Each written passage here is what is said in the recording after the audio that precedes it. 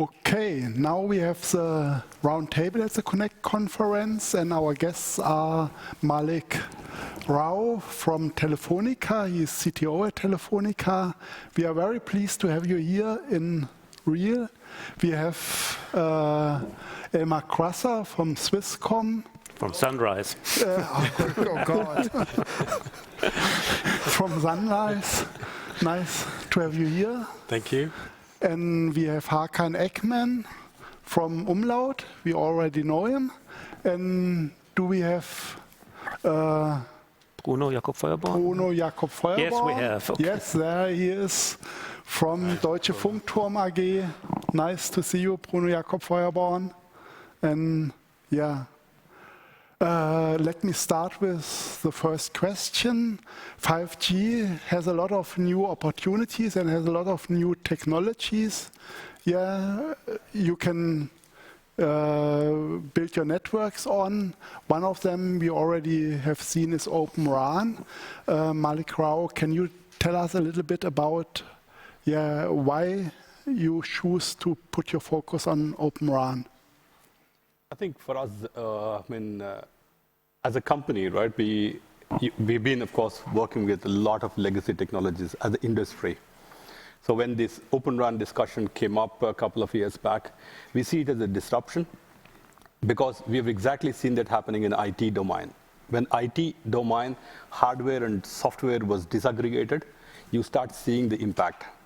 Cloud technologies, the rate of change which can be propelled by the technology innovations, application ecosystem, the same thing has to happen in RAN. I mean, whether it's happening in 2022, 2023, 2025, that is definitely will have to happen.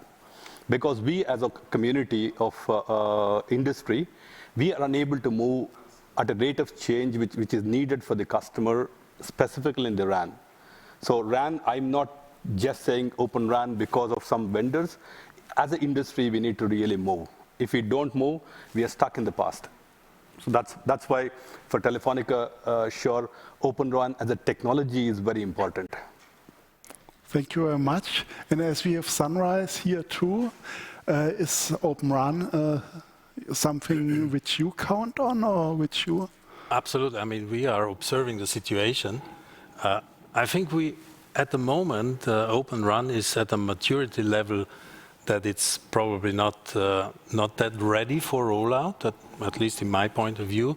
And it's also that if I would do something, I would feel a bit like being a vendor because you're doing a lot of work that traditionally vendors are doing. We're also going into a trial to understand the benefits. But it's an interesting concept, and I fully agree with Mallik that it's more question of time. But at the moment, you need so much acceleration for the hardware to be able to use software, to be able to use this technology, that you need to tune kind of a Volkswagen up to a Ferrari to be able to play with these things. And I wonder how efficient we will be with this technology, and that's why I'm also looking into it and very keen on understanding it. But it's really, when you separate hardware with software, there's a lot going on between in terms of real-time messaging between these layers, and that's why it is very complex. Huh? So maybe a question for Bruno, if that's okay to get him into the discussion.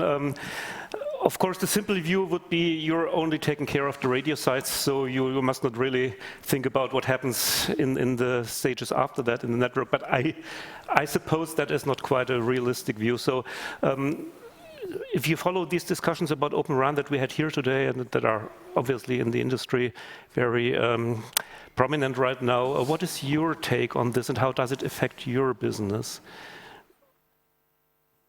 Yeah, look at this one. Some years ago, I gave a little bit birth to the Overrun piece together with AT&T, SKT, the China Mobile. This is something we have to follow up, as Mallik and the colleague from Elmar from Sunrise said. So I believe completely in this one. And as a tower co, of course, doing the pieces in the passive infrastructure. We believe in the future we will come in the direction of neutral hosts, so helping other companies, MNOs, who would like to outsource their business to us. So for that reason, happy to do and to support, so believing in ORAN, that is the next technology will come. And well, it's not, how to say it, and we say in German, eierlegende Wollmilchsau. There's a lot of work to do. More than 300 companies are now involved in that initiative. It will come, but we are not there yet that in a brownfield approach you get the benefit. So take a little bit of a while, but it will come. Okay. Hakan, as a consultant, as being in the consultant business, you are discussing this with your customers too.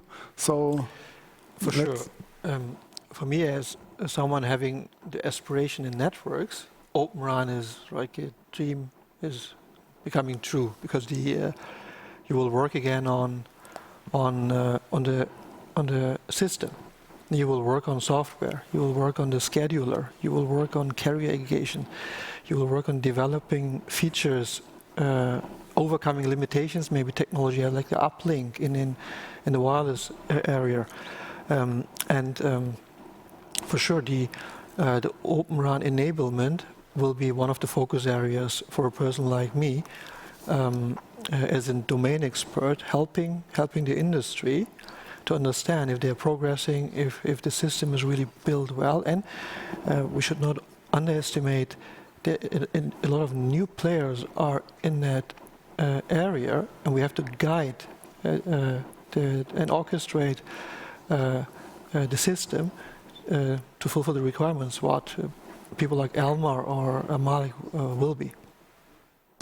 So, in your benchmarks, we've seen there's a lot of difference, big gap between different countries. So, do you think, and you already said it's also depends on the money people spend on mobile services. So, do you think for the not so wealthy countries, Overrun will be an alternative, or at the end it will be as expensive as other technologies? The normal technologies with vendors. I think this is a delicate question, but in theory there should be a TCO reduction with Overrun as well. That's also one of the drivers why this initiative should be a success in the future.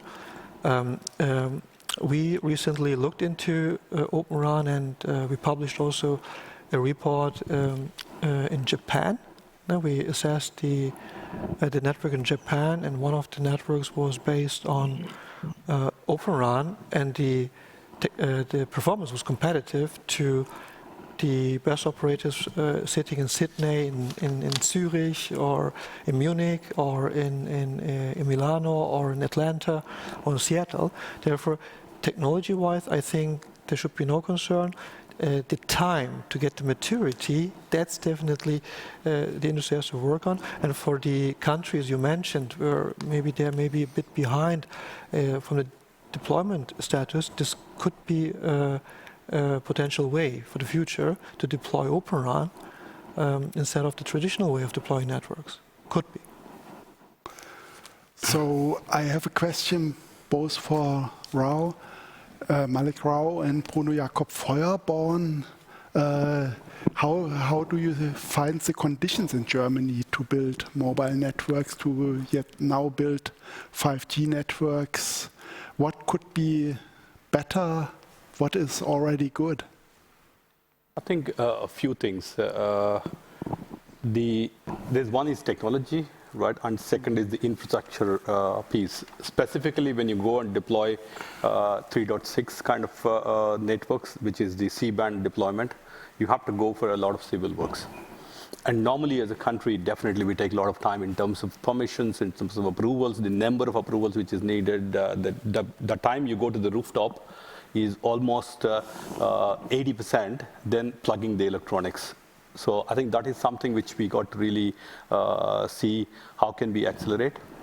The second thing from a technology perspective is ability to reform spectrum. right? As Hakan was mentioning earlier, in terms of switching off the legacy technologies and reforming into 5G, I think that will be the future. I think from a 4G investment perspective, we will taper. I think now we've done what we have done in the country. We've serving the capacities which is needed for the market. But as we see next 2-3 years, it's going to be 5G. And that's where all the infrastructure needs we need to go in. And yeah, I think permits is the biggest thing. The second piece, which I can also mention, is the latest discussions around regulations in terms of the whole certification process, right? What is now coming up. It should enable the industry. It should not slow down the industry. That's my worry, which I have at this point of time.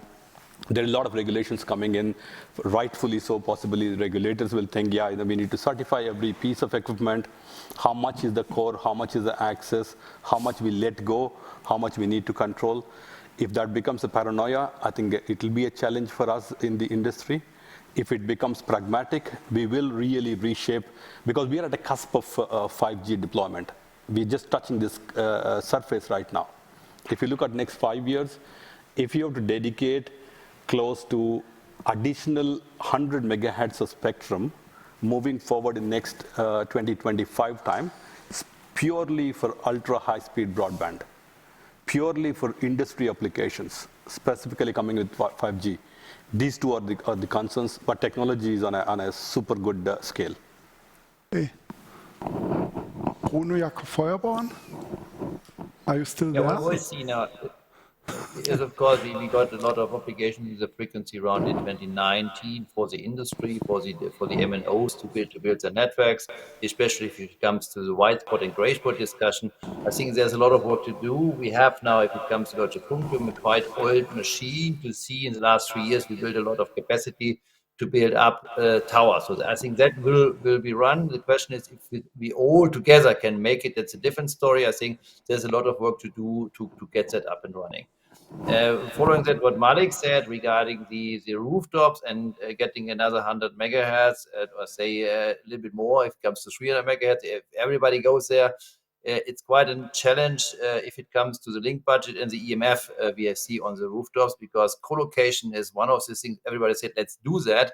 But with the EMF discussion, this will have some limitations in a very positive way. So here, I think coming to the rooftops, there's a lot of work to do. I think we need a lot of new locations in the cities, because using all the existing one will not help to get full-blown everything on top of the existing services we have already. So there, I think, will be the biggest challenge, and I fully agree with what Mallik said. It takes a lot to get all the things around to just doing the build. The build is just a few minutes of time compared to the preparation work and get the permissions. So that's something we have to work on. We are prepared for that, but in the next 3-4 years, there will be a lot of build out and a lot of things we have to do together to make that happen, to fulfill the license obligation. Thank you. So Elmar, sorry, as somebody who's responsible for building networks in Switzerland, and we had those two gentlemen just mentioned the problems of regulation and EMF, and we are aware that this is even more a topic in your country. What is your kind of takeaway, or what would be your suggestion to your German colleagues here, how to cope with that, and what are actually the effects for a network operator in terms of money, in terms of speed, and what else is affected? You know, if you, from the perspective of somebody who has to roll out a 5G network in Switzerland, or having no hair or very white hair, it's very cumbersome process to roll out 5G in Switzerland, because there's so many opportunities for the population to put in injunctions, and the process is very lengthy. Despite of that, we started with the rollout very early, because we believed in 5G in the sense of that it will be a more efficient way to cope with the traffic that we have to do, with the exponential growth of the traffic. So it's an efficiency question for us, and certainly also a question to offer high speed and low latency to the customers. That is one point. But then everybody, you know, you always get these two questions. From my point of view, there are two main questions from two different perspectives. From an operator perspective, you ask yourself the question, 5G investment, will it ever pay back? Because it is a high investment. We said yes. That's why we went in early, and let's say how our company has developed over the years.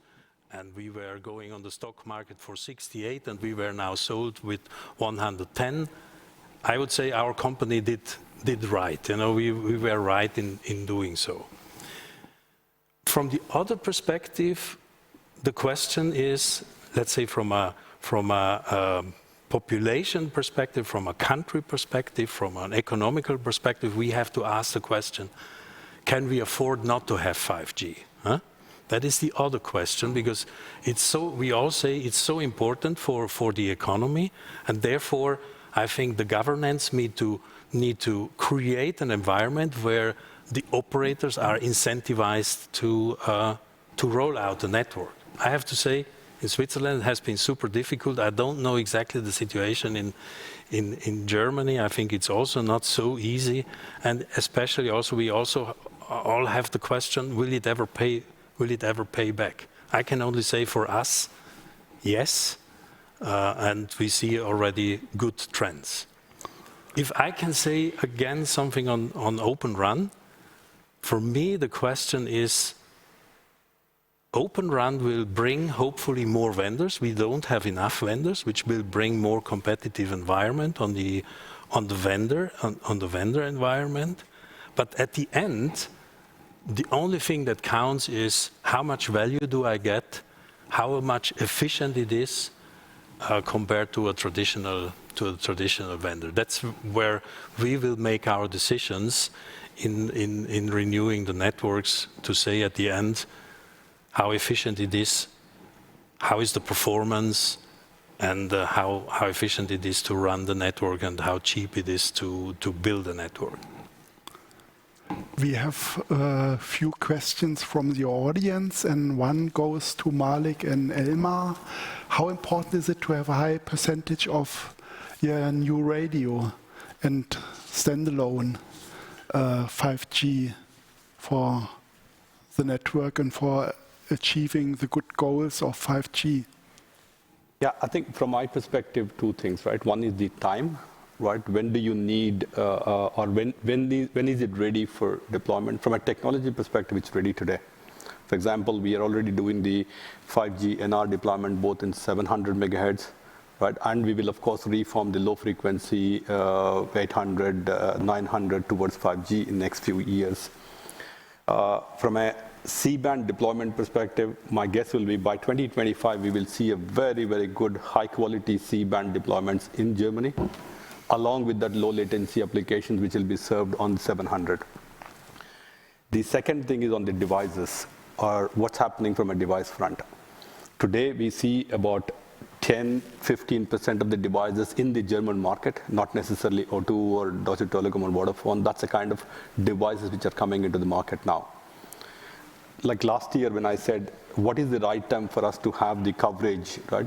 We were caught up with, should we also go with a DSS and do a nationwide coverage claim, or should we focus on the experience for the customer? So we said, okay, as a business, we've been strong, right? We've been growing in the last, say, 2 years on the back of a significant investment on network. And then we chose, let's go with the right deployment of 5G. So devices coupled with this technology, in next 5 years' time, hundreds of megahertz will go towards 5G. For us, today we are already talking about 40% of our spectrum is radiating on 5G.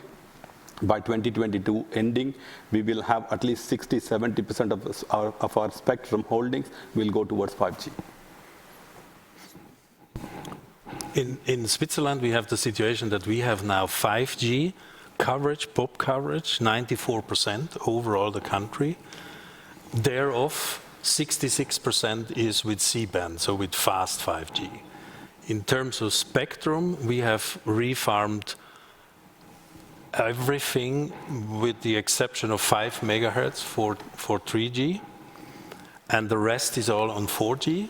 And there again, one exception, 900 megahertz we're using already, we have already refarmed to 5G. So that is the situation in Switzerland.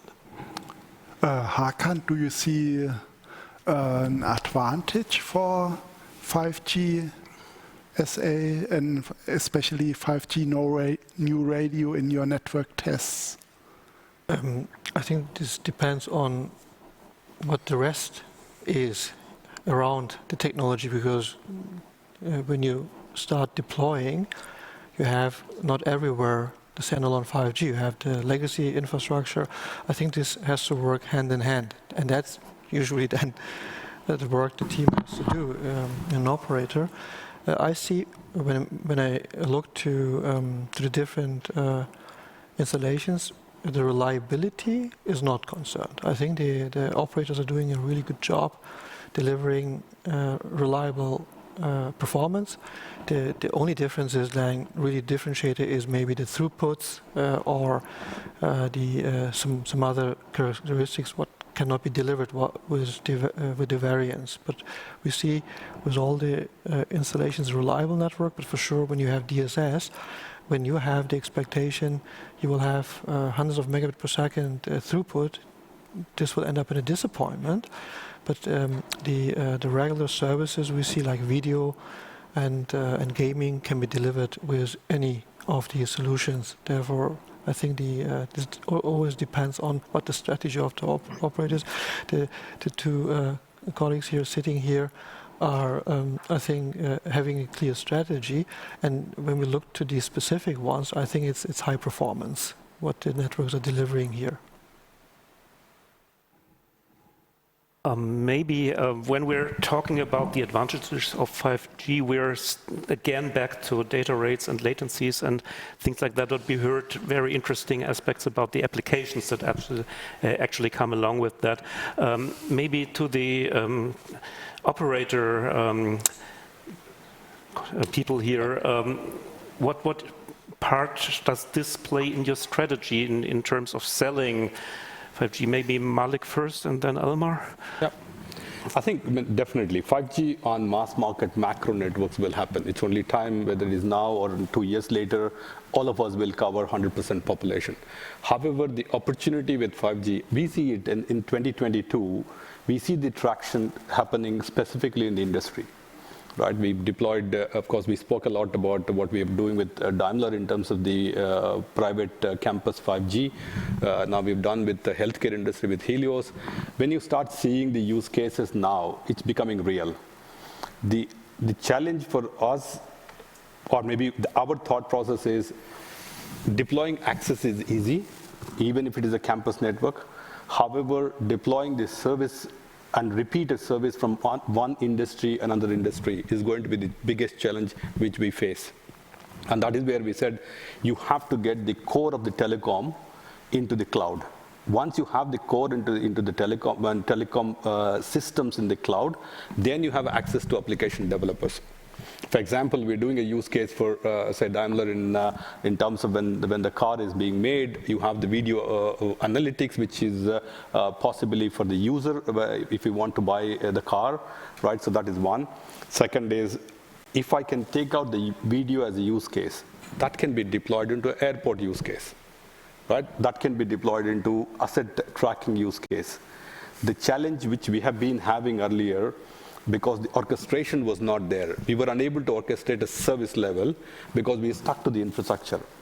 And that is what when I say RAN needs to get disaggregated between hardware and software, same thing we are doing in the core. The moment you do in the core, you can easily repeat the use cases. We are learning in the last 2 years. We're working with AWS and Ericsson to bring in the private 5G on public cloud. It is not about just moving the cloud, or it's not about the cost. It is the flexibility of ecosystem which comes in. I could repeat a use case of video analytics, just to mention, in a span of weeks, not that I deploy again another video server for a separate use case. That is the transition which we are making as operators, right? There's so many examples I see. Asset tracking is a classic case. Right? Location services is a classic case. We are talking about centimeter. It's no more meter level of accuracy. When you go with the private campus networks, you want to have accuracy to level of few centimeters. because a precision machine has to go into a precision place. That can't happen with the Wi-Fi, which is unlicensed. So you need to have this coordination of license spectrum with the services from the cloud. Yeah, I would see it very, very like Mallik said. So we have also lots of B2B customers that we're working with on solving some of their very specific problems. That's certainly a lot of effort, and it's not the mass market yet, but we see more and more interest coming in. There you need the flexibility of having software to work together with the connectivity, and their cloud is one of the solutions to make that faster. And we also see that we need partners helping us to do that integration. In terms of the mass market, we are now at about 12% of our traffic, which is on 5G, and strongly growing. But we need that also, because then we can stop the investment in 4G and moving more customers towards where we have already built kind of a lot of capacity. Do you agree both with with Professor Fettweis that 5G is mainly a B2B topic, or will it also be a customer topic in your opinion? I think, in my opinion, it will be both.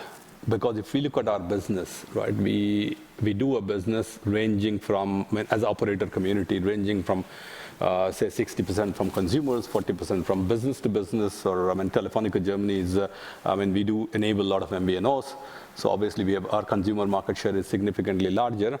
However, 5G has to come for both industry, with slicing and quality of service, that's kind of approach. For consumers, today we don't see it, but 2025, you start seeing the AR, VR use cases. AR, VR, the entertainment which is now packed at augmented reality, virtual reality, or near reality is a huge opportunity. We underestimate the gaming. I think gaming has a significant potential with 5G. So I would say both, and it will be both. As long as we are able to have the cloud orchestration in the core, access can be anything. If you say gaming is important, do you think gaming on mobile will overrun gaming on fixed line networks? We've seen the Wi-Fi graphics of Professor Dr. Fettweis. Absolutely, absolutely, yeah.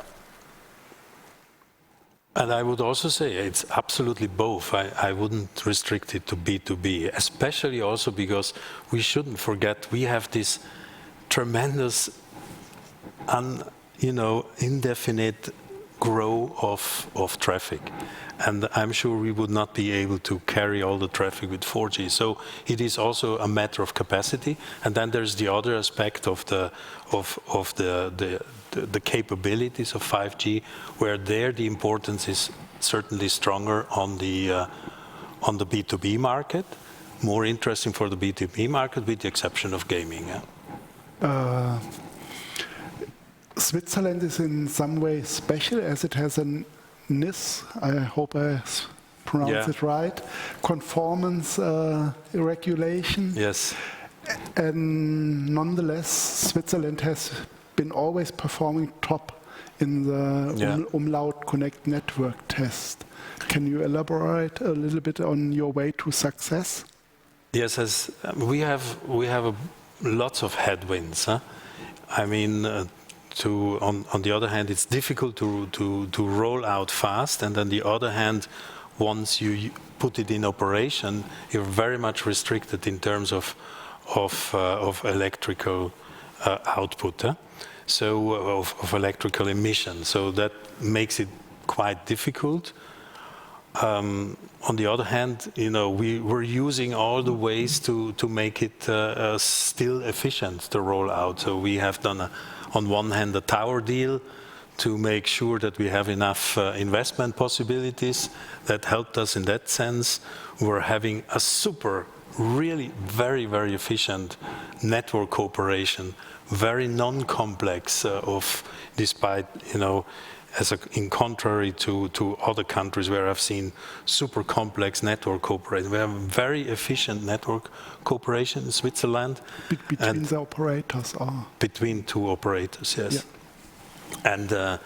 And all of this helps us, but we're still fighting with a few things. Indoor C-band is a problem in Switzerland, and luckily in Switzerland almost every customer has an indoor, has a fixed line as well.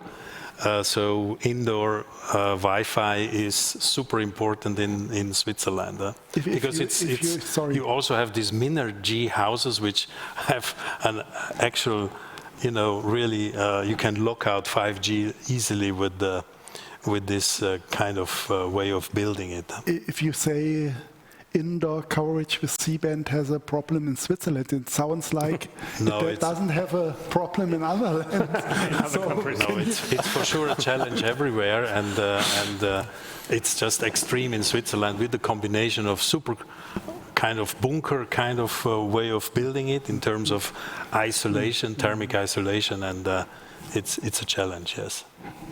So low band spectrum continues to be super important. I guess that's the same in Germany too. Absolutely.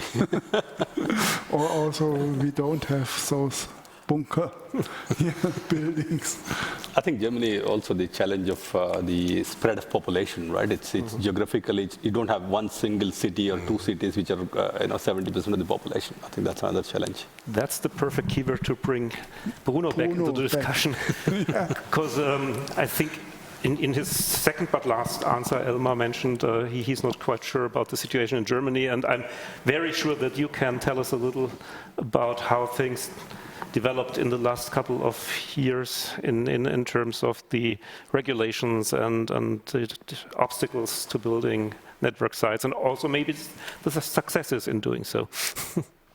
Maybe I can start with provocative statement. I think following that what Elmar said, C-band is mobile for homeless people. It means outside of the houses. So you definitely need some low band. Otherwise, it will be a little bit tricky to get full coverage for everyone who is living in the city due to the housing conditions you have. No, the other point is, to be very, very honest, there's a lot of work to do in Germany. I think Mallik mentioned that. One thing is, of course, if you put everything to the cloud technology-wise, that is under control, it is very fast to do. But we need, sorry for that, some radio access outside. So that means we need a lot of new sites, and that is something we have to build as industry to make that happen. And we are focusing significantly on that to do the C-band rollout. Definitely, there is a lot of work to do. Of course, DSS is easier. You know that. You have seen that already. But this is something we have to do and we will do. And as I said, we have to distinguish between rural areas and the urban and suburban areas. So rural areas is a lot of work regarding the obligation. So that means the industry, and so O2, Vodafone, and Deutsche Telekom agree to have a tit for tat solution that we say, okay, let's build sites, and we agree who has to do what. That's done. However, to operationalize this, to really get the permissions to make it happen, there are definitely some challenges to make that happen, depending on the companies where they are. But we have to do it together. So that is a common approach. And as we have seen in Switzerland from Elmar, there's now the first thing here. Let's do that together. And we are all bound to each other to make that happen. And cities, there is a big race to make it happen, to go there. And as I said, EMF plays a role, but I'm very optimistic that we will make it happen. So we have seen already what O2 has mentioned. We have seen what Deutsche Telekom and Vodafone has done. So this race is on, and it looks good to make it happen. So I'm quite optimistic to get a very good network in Germany. And Elmar, next time when you're coming from Switzerland to say the northern part of Germany, I think the highways are gone as well, like in Switzerland. So then we only need railway ways to be covered. Yes, the trains. So the train is one of the secrets of Switzerland. That is a very, very good example of what we did in Switzerland.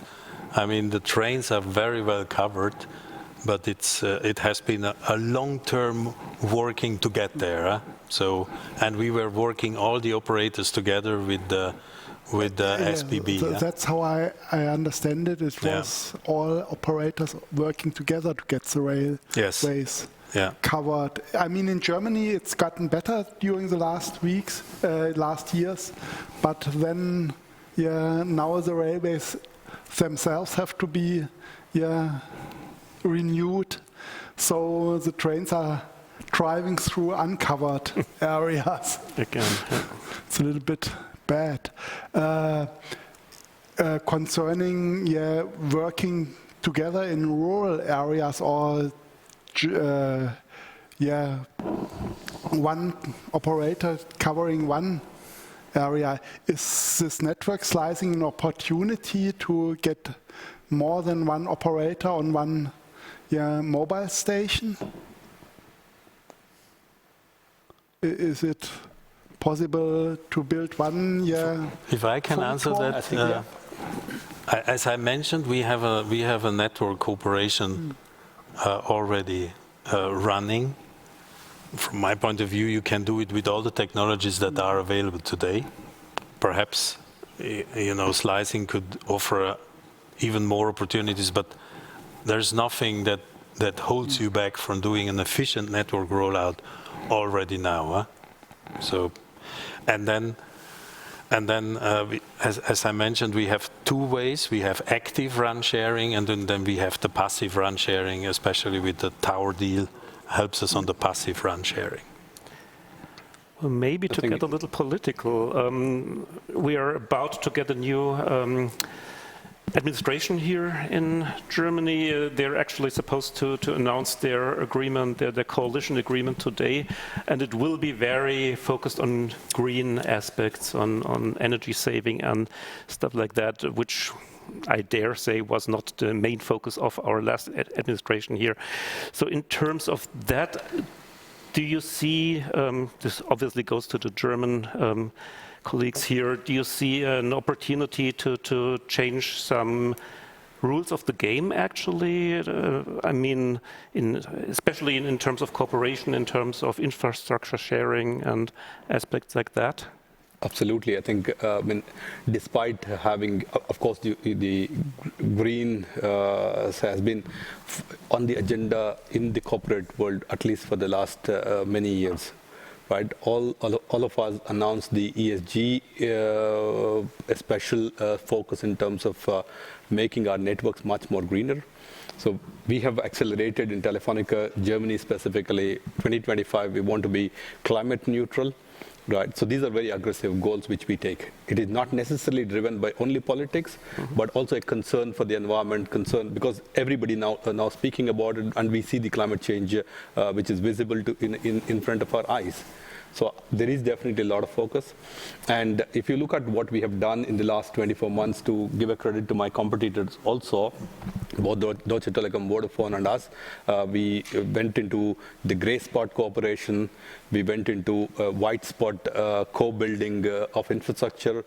So this is definitely going to help. Right? So we are taking the initiatives. At the same time, active sharing discussions are also around the corner. The more efficient we are, the more safer for the environment and great for the users. Yeah. So Bruno, what is your first call when you're talking to the next economic minister here in Germany? What will be the topics that you have to discuss with them? No, I think it was that, of course, we have it in our face that we have this climate change in there. So each and every company and the MNOs has, of course, ESG on their radar screen. The tower companies have exactly the same to make that happen. And to really cooperate, and that is what Mallik just said as well, is we have now this tit for tat on white spots. It means out of roughly 5,000 sites we have to build, 1/3 is done by company A, 1/3 by B, and the other third by the other ones. In addition to that, the grey spot sharing, roughly between 1,000 and 2,000 sites, each of the MNOs, vice versa, is done as well. So for that reason, we are quite happy with that.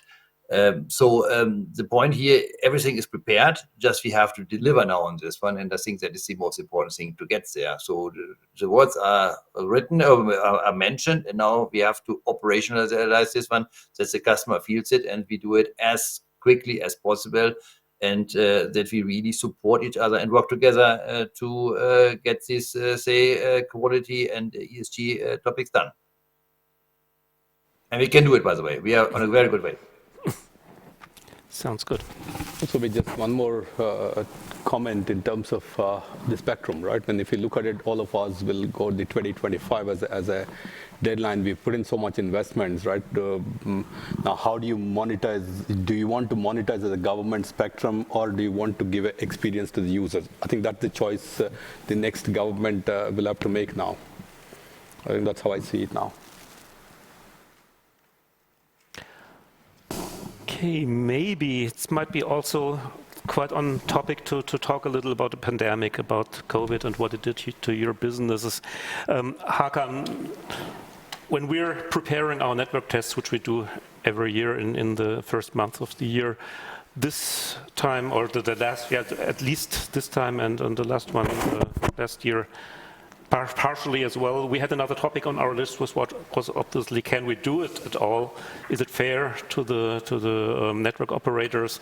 What was your observation on the regular checking of network performances? How did they cope with the pandemic, and how did those shifts that you also mentioned in your presentation of usage to the home offices, etc., to the fixed network, how did they affect the mobile networks?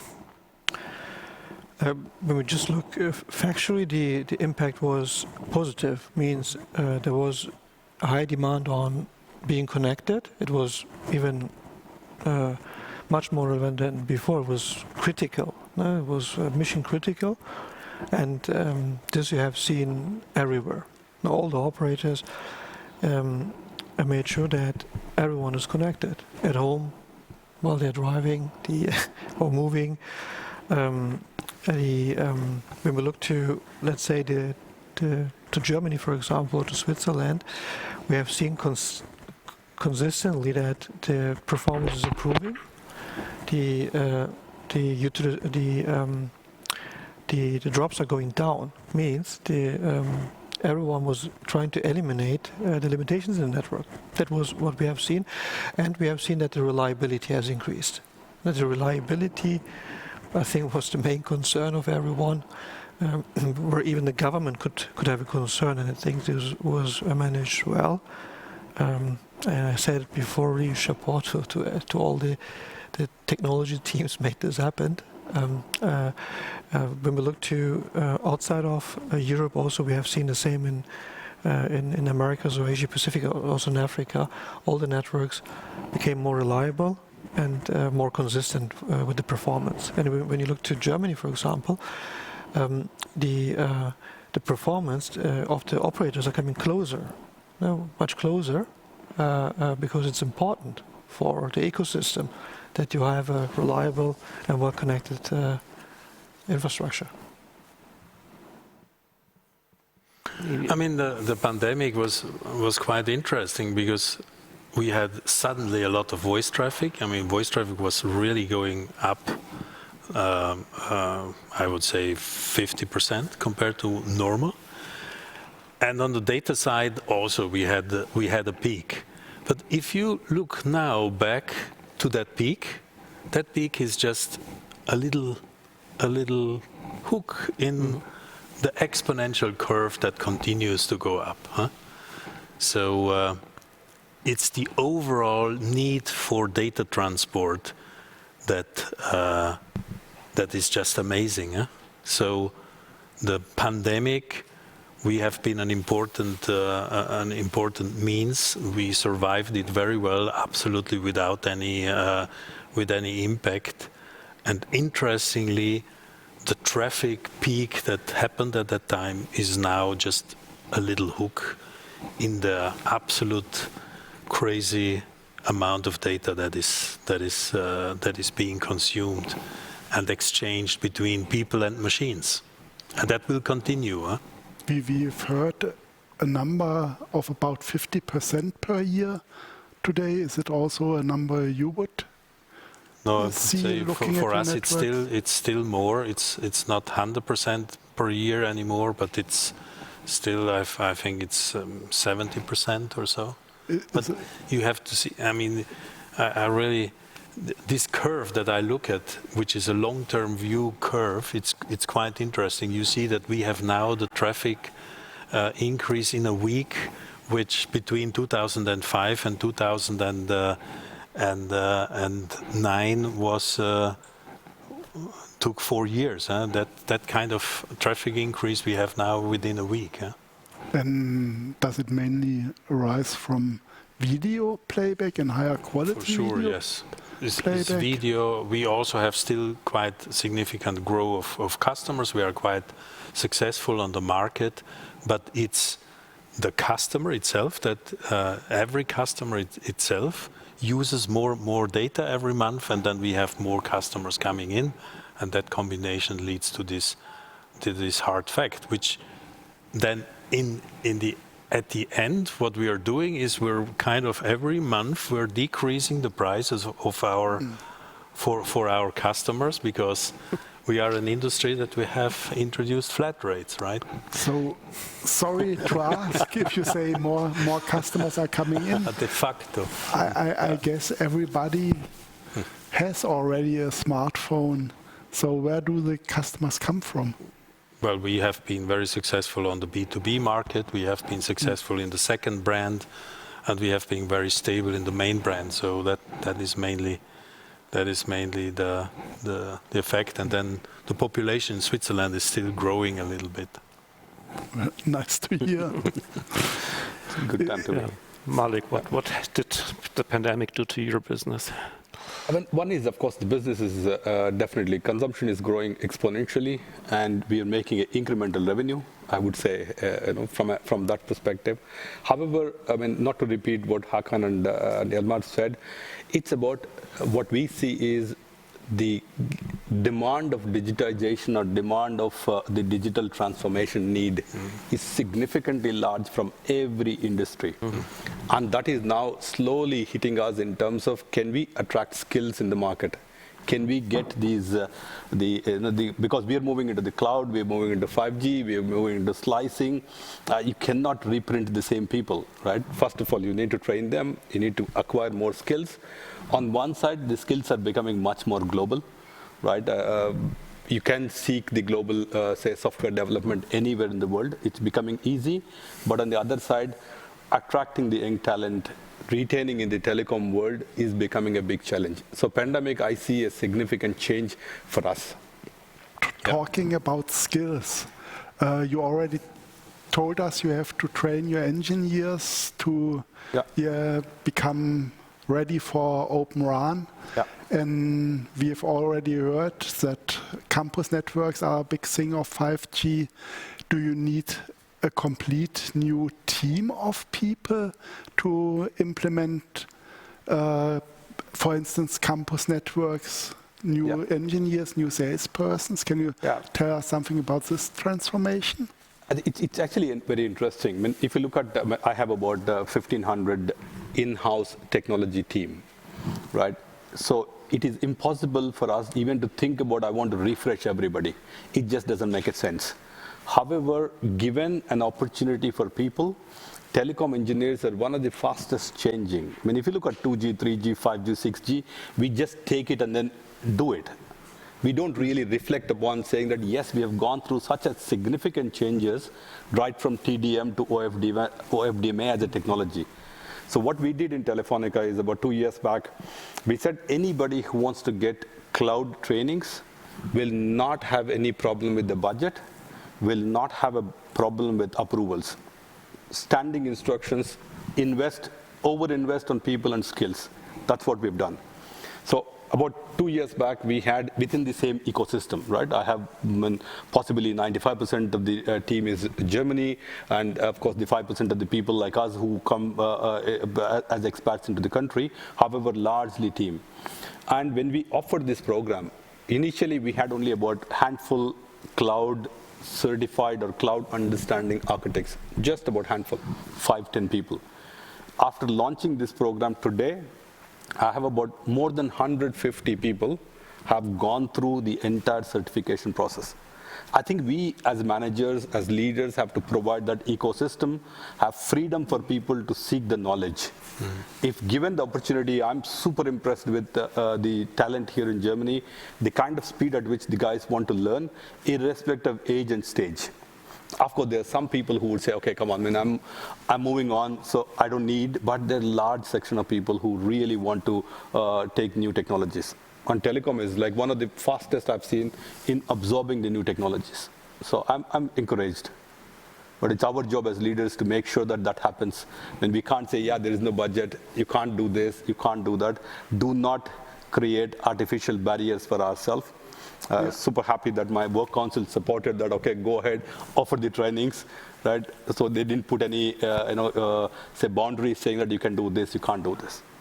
So yeah, happy. The same for you, Elmar? Absolutely, yes. I mean, people, and we looked at very clearly, what is a must-have inside knowledge in the company, and what is it that you can outsource, and exactly those profiles in the engineering, in the IT infrastructure part. These are the ones that in the security areas, you want to have them, these people inside, and you want them to be at the absolute latest state-of-the-art technology knowledge, and there you have to invest, definitely. But it's very, very tough to get them from the market. So our approach is to take new people in, which from universities, and grow them within the company. And do you now have a focus more on software engineers? I guess, yeah, Well, mobile was a hardware business. I wouldn't say that we do. 20 years ago. We do software development on the portal level, also with partners. We have people that, but to say that we are a software company, that would be too far. We are still users, and we still work with vendors that do the software development, which then we use. But certainly we need to understand all these, the new mechanisms of native cloud development, and then adopt the organization so that they can cope with this fast changing world. For example, our core network is now fully virtualized with all these cloud technologies, which will help us to be faster in introducing new technologies. But our people are still more people that are using the application rather than being software developers yet. Maybe let's complete the picture with Bruno's take on that. How does your workforce change with the times? Yeah, maybe so one pandemic piece of that. So pandemic was very critical for us because people didn't allow us to get access to their houses. They didn't like us to come over. We had some challenges to get permission from the authorities to get access to them. So meanwhile, you have it under control, but that was a lot of effort to do. If it comes to the skill set, completely different to that what we have done in the past. Of course, it's an old company in that way. It's okay, you have the normal way, looking for a site, putting everything on paper, getting into the next stage. It was very clear. It took a long while to make that happen, and we are digitizing the whole industry at this very moment. So in the future, no one will take a piece of paper anymore in their hands.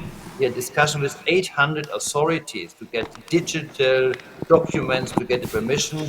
We would like to digitize our contracts, so there's a huge work. And if it comes to our counterpart in the MNOs, our customers like Mallik, like the colleague from Vodafone and Deutsche Telekom, to get all the approval, all the contracts in the future, and most of them already with DocuSign done in the digital format. So that means people have to change their skills completely. We are just doing a complete refurbishment of our skill set over there, what people should have. And we use a few document, or no, DocuSign for is one piece, but what I mean is a few, say, companies who help us to make that happen, that people get trained and change their job. And this is not an easy part, because not all of them we can take with us. The young people is easy, but if we have people 30, 40 years, like me, by the way, get them completely digitized, a lot of effort we have to do. Thank you.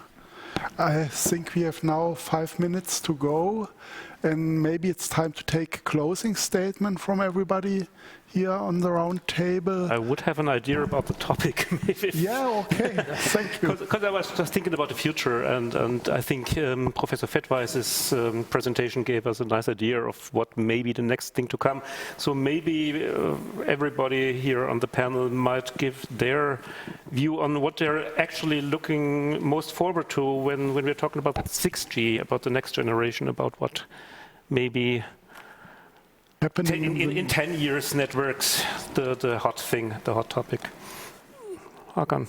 Starting with me, I'm looking at the moment to 4 trends. One is for sure the cloudification in combination with this software transformation and deployment, which will then also relevant for 6G, fiber, open RAN, the zero trust. The security definitely is an interesting topic, and the massive, let's say, IoT or the enterprise business. When I look to 6G, a wish, also to the NGMN and the GSM and others, overcoming the uplink limitation in the technology. That's maybe something I'm looking after since 15 years. But that all the different initiatives now running on Wi-Fi, on SD-WAN, on edge networks, on wireless, on fixed network, that this is somehow coming together later to the connectivity with the 4-5 trends I said. That's definitely something which will keep me busy, and also our famous benchmarks we will develop towards this. No, we need also an objective every year, and let's see, we will do at a certain time also a 6G benchmark. Looking forward to that. Yeah, I think it's, if we have to just look at what would maybe next 10 years bring us, I think few things. One is, how can we add a value for the customer, right? Today, we telecom operators as an industry, we become so important with pandemic, much more important than what we considered ourselves is. I think on the access convergence will happen when whether it is satellite, you reach through fiber, you reach through satellite, user access will become much more broader. 5G, 6G, of course 6G will, when more and more power is coming to the end user device. How can you do the computing towards edge? How can you really have assisted networks without intermediation? Device-to-device communication will start becoming more and more pervasive. I think that's what will happen that side. So edge network, pervasiveness of device-to-device computing or communication on one side. Then assisted to the satellite, because not everywhere you reach with terrestrial networks. Because with LEO satellites, I mean, everybody is now pumping so much of electronics up in the air. So there will be some use definitely, right? You can't put it like Iridium was a history, but at least now with the LEO satellites, things are changing. So I think that convergence will happen. And then on the cloud, more and more in terms of us adopting the technologies, adopting the changes, right, to serve both consumers and the, say, enterprises or small and medium users, the boundaries also start disappearing. Because everybody will become an entrepreneur. When I see in my country, India or these places, everybody wants to be a shop. I want to run my own shop with my own mobile. So those things will come moving forward. That's a bit of crystal gazing for me. I think the connectivity will remain extremely important as it is already now.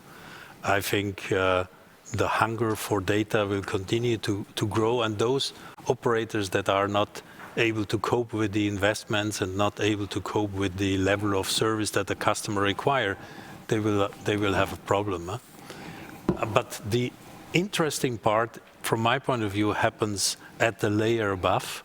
I think those countries, those societies that are able to use artificial intelligence process the sheer amount of data that is available to process this data with the artificial intelligence in the smartest way, these will be the societies that will be successful, that will be economically successful and be powerful. So knowledge is power. This old saying is as true as ever. And those ones that are the most efficient ones to process. And we, as the infrastructure provider, we need to enable these capabilities. Bruno, Jacobfeuerborn? Yeah, that's the last time. I believe in not satellite, I believe more in the high altitude platforms, so flying in the stratosphere around 50 to 20 kilometers. That will come definitely between 2025 and 2030. A lot of promising talks already here. So there will be the missing link between satellite and the conventional rollout. Definitely, we will see if it comes to network sensing or for light wave communication, coding, quantum technology. There's a lot of things that, of course, buzzwords as well. But 6G, well, we are just at the beginning of 5G, to be honest. Of course, we need now 6G because there are a lot of people who like to develop something, get a lot of money, innovation kappa over there. So that will take a while. We don't have slicing so far in our networks and ORAN. So really coming back, it's hubs, it will be coding, it will be network sensing and so on. A lot of things will elaborate and come together to make it more efficient, to get broadband, it will be in the future smallband again, to make it more efficient for operators to make it happen. And I believe in cloud towers, once again. Oh, sorry. Thank you very much. Thank you all. It was a very interesting talk with you. And we now have an hour break, and we'll start again at 1:30.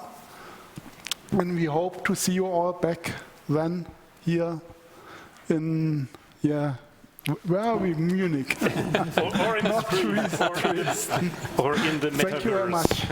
Thank you. Thank you. Thank you. Bye-bye. Have fun. Thank you.